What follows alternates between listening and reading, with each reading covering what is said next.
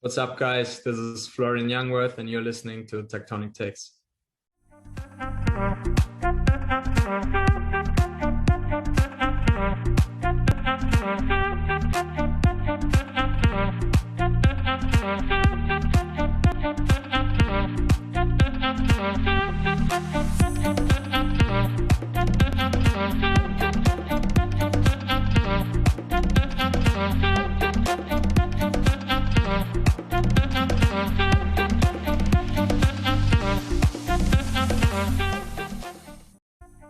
Hello TT family, I just want to give a quick shout out to all of our Patreons before we start this video and the Beautiful Game Network.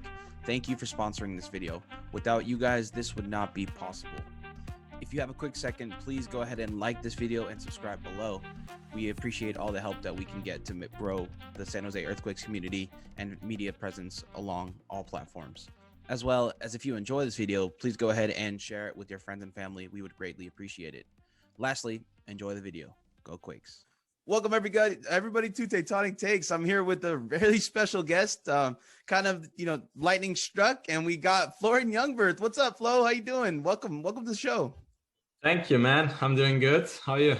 I'm doing well. I'm out here in Japan, but we made it work, and I really appreciate you coming on, taking the time out of your day to, take a crack at all these questions from the fans. We got the most questions we've ever gotten, so you're definitely beloved.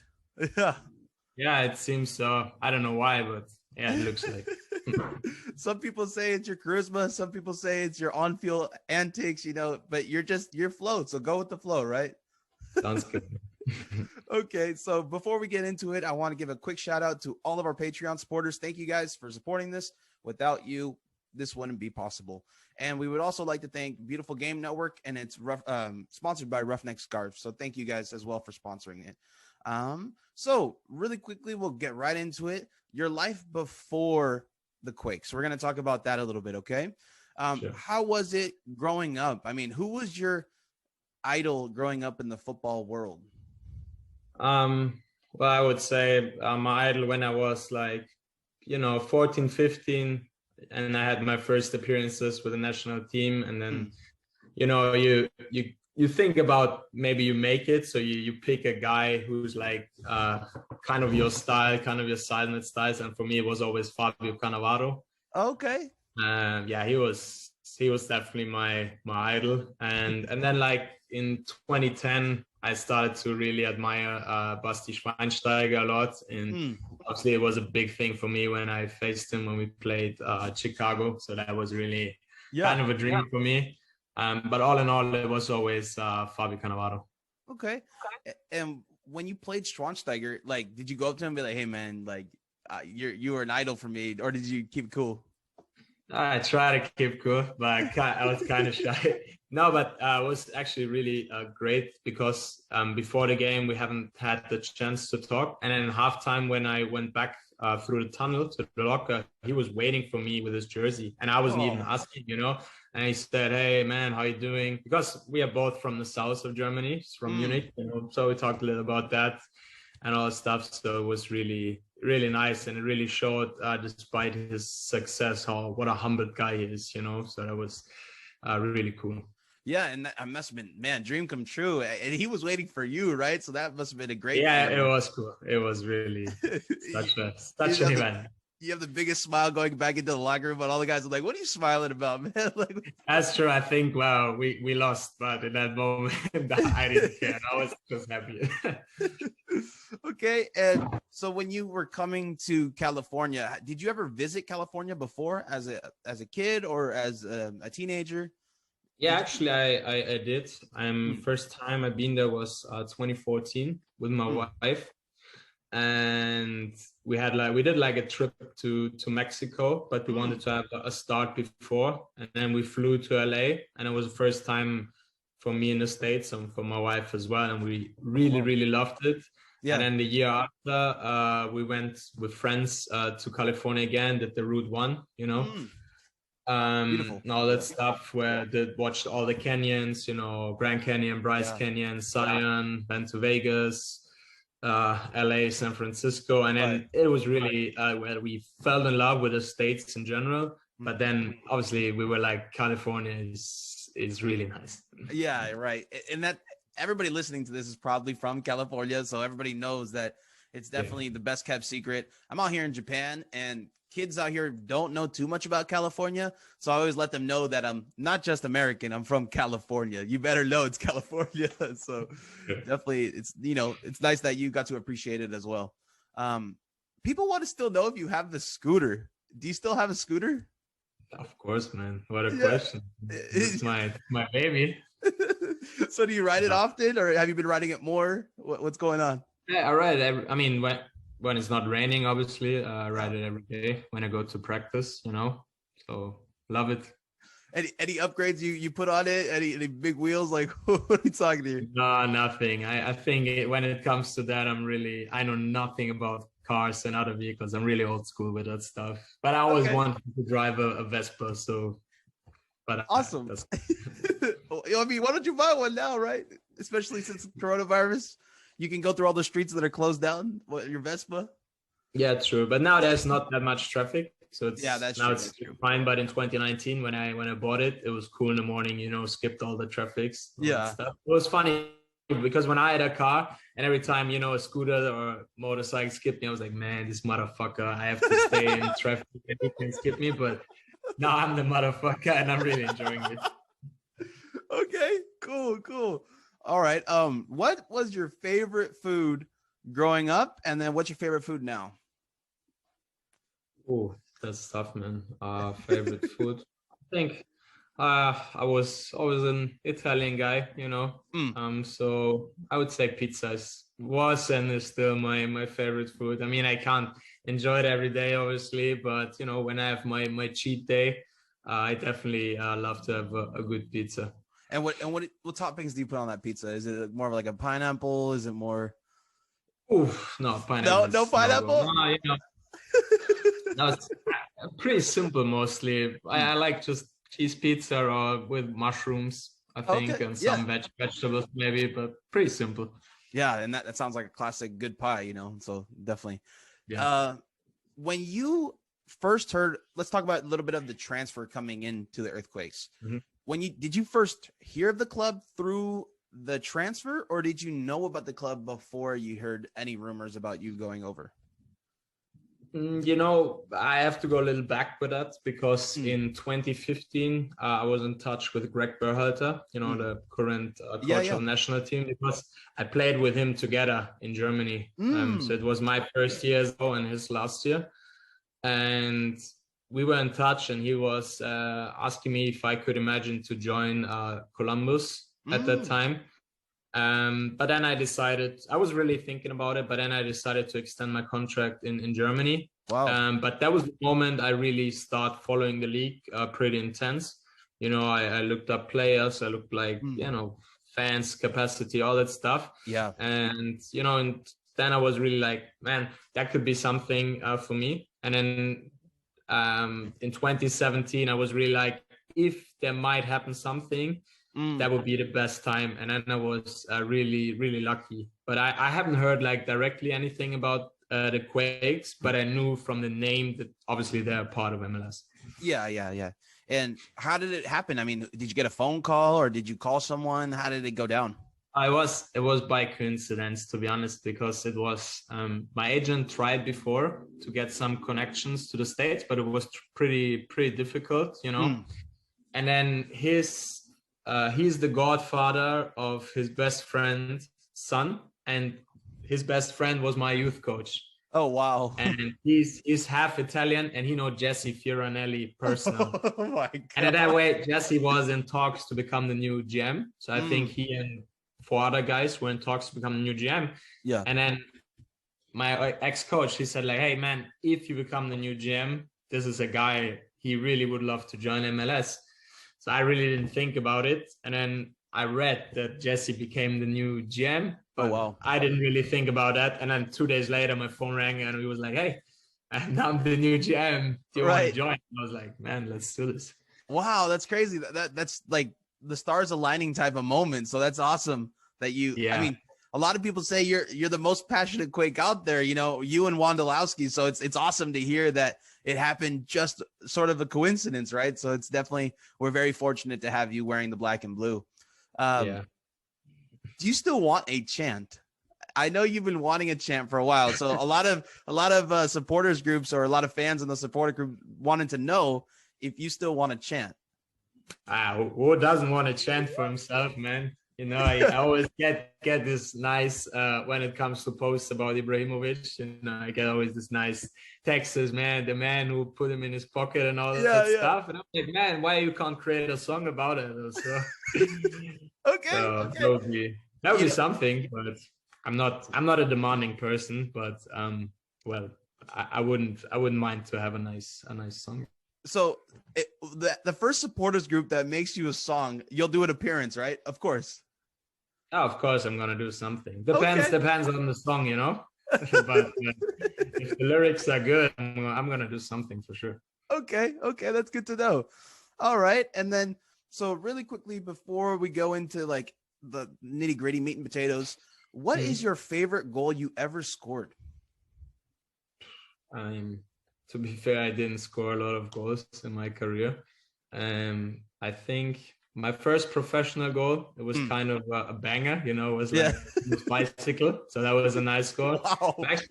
Actually, my best was at the under-20 World Cup. It was the first game against the United States. And, and I scored the second goal. So it was pretty a great moment to score at a World Cup, you know. So I would say that was it. Okay. And then what is your favorite jersey? This can be without any affiliation to the Quakes. Your favorite jersey you ever wore? You know, I would say the one in Darmstadt when I had my first Bundesliga appearance in the first division. You know, that was kind of special. And I changed jersey with Xavi Alonso from Bayern. Wow. That is also a great jersey which has a special place in my house, you know. I would say these both. Okay, I got to ask you now. You said Schweinsteiger, you said Xavi Alonso. How many jerseys do you have, and who do you have? A lot, man. I don't know, like for sure, like 50 jerseys or something. I mean, the biggest are like Schweinsteiger, Alonso, and Rooney. Wow. And I have lots of my Bundesliga time, and some, you know, when I played against some friends in Germany, or even like sometimes there are like good stories in MLS why you change jerseys. For example, it's like great story with Sebastian Blanco of Portland and I. First time we faced them, man, him and I we had trash talk all day. The whole game, you know, like really bad. I kicked him, he kicked me, man. It was a tough battle. And then in the end, you know, it got really bad. Like we insulted us so bad, you know. And then even in the game, I was like, man, that was kind of rough. I really felt bad. And then when the ref blew the whistle and the game was off, we both looked at each other and we started to laugh because we knew we were both like way over, you know, it was way too much. And since then, we always, when we see us, we changed jersey in that game. And then always when you see us, we're talking forever, texting sometimes. So it's that's nice. Yeah. That's an awesome story. I mean, you never would think, right? You're so fiery on the pitch that afterwards it's like, you know what, we play a game, right? So it's all good afterwards. We can laugh at it. But that's awesome. You have to post all your jerseys, man. You probably have a whole bunch. Yeah, I really have. I don't know what I will do later with them, but definitely with all. Probably the best I will frame, you know. And of course. Put them in a room or in a bar or whatever. Yeah. Oh, a bar. Okay. Maybe. So let's get right into it. What are you thinking about doing in like 4 or 5 years or 6, 7 years until you stop playing? Yeah. I mean, of course, I try to play as long as possible. Yeah. I have some thoughts, you know. I do some online coaching right now, a little bit with kids, which I like. That's awesome.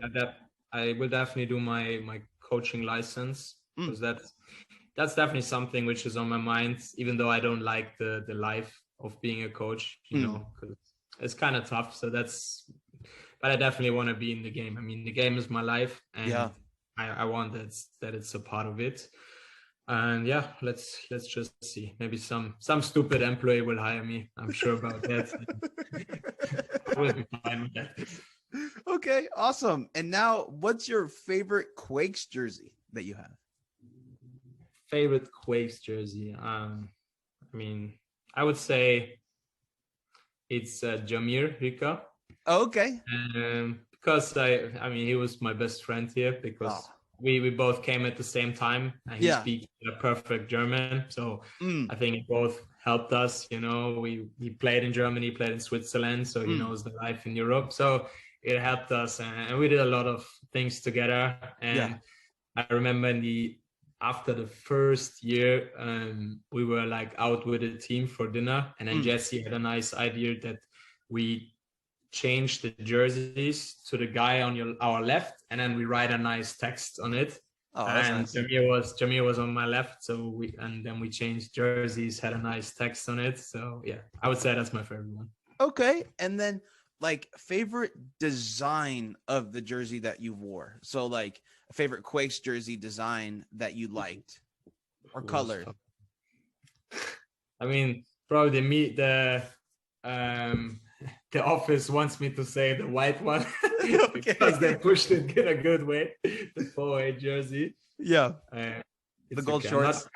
The gold shorts are good, but I don't like playing in white. You know, I'm like, but so you know, actually, I like the jersey from last season, the home jersey, because. Now we had intermedia, but even before without a sponsor, I like it when you just have the logo and just the jersey, it was clean. Know? So I like it. Yeah. So I would say that one from 2019. Okay, and without saying too much, because you might get in trouble, do you like this one? Which one? The new one. Oh, I haven't seen it. Oh wow! Okay. I haven't even seen it. Sorry, is that already released? No. So that's why maybe I was thinking, you know, without saying too much, you're not gonna get in trouble. I don't know. I haven't seen it. Wow. So we're coming. Wow. Okay. That's actually great by the Quakes FO, man. No leaks at all if the players haven't even seen them. And Vaco is gone. So you remember the story of Vaco? Oh, yeah. It was funny when he posted the jersey, and then like 5 minutes later, he had like 10 phone calls. It's like, dude, what are you doing? We haven't released the jersey. So that was kind of funny. So did you guys give him crap for that all season? Is like, hey, man, why are you releasing the jersey? Yeah, we did. Okay. And favorite Quakes moment that you had? Moment. I would say 2017, last game at home against Minnesota, when we scored the winning goal in extra time and made it to the playoffs. I mean, that was a big moment, but also the win against LAFC when we made the playoffs, because I think last year was incredible tough year mentally and physically as well, and that was such a relief, which I haven't felt in a long time, and I was really that was a big moment. I would say that was even a better moment because the year was so tough. And there was just a lot more eyes on you guys, right? It felt like there was just a lot more weight on your shoulders this year because it was just a lot more fans watching the games, and just the COVID year and all the pressure of Matias Almeida, you know, possibly seeing what's going on and changing the lineup, things like that. So I understand that totally. Yeah. All right. So we're going to get into the meat and potatoes now. So what are your expectations of this team in 2021? Well, it's tough to say because I could imagine that the roster is not fully completed right now. So I think gotta wait till the club really says, hey, we're done now, and that's the roster. But I think the way we played in the last 10 games last year, I think that should be the direction we have to go. And I think if we can continue like that, that's the most important part, that we show consistency, you know, because in 2019, we had like 20 games. We were like second, we played really good. And in the end, we lost 6 games in a row and didn't even make it to the playoff. So I think, and last year, man, we got like beat up bad in the first games after Orlando, which was so rough. Yeah. And then we turn it around where we really have shown that it's possible. But to show that consistently over a whole season, that's really tough. That requires a lot of self-discipline, self-sacrifice. And I think that's something everyone has to realize this year. And if everyone does, I think we have a really good chance to compete for the playoffs and maybe get a deep playoff run. Yeah. Okay. That's good to hear. I mean, as Quakes fans, we love to hear that. So, going back to those games after Orlando, when Magnus Eriksson went back to his home country, or Sweden, and was that loss something that just was horrible for the team chemistry? Did that help make the losing streak longer? Was that a big loss in the locker room, that kind of captain-esque feel? Was it a huge loss for you guys? In my opinion, yes. Because especially on the field, it was really important for our game, because Magnus is an excellent distributor with the ball. He's for the system. Matti demands, which is really tough and highly sophisticated. He was a really good player in that number 1 role. And I think when he left, it felt like a hole. And also off the field, he's a great guy. He was a leader. He didn't care. He fought every game, every training. And especially in bad moments, you need a guy like him, a tough guy and kind of a dickhead on the field, and that was a tough loss. And I think it took time for us, to regroup a little bit. And also, I think it was also the uncertainty, because we came back from Orlando and no one knew, are we continuing the season? If yes,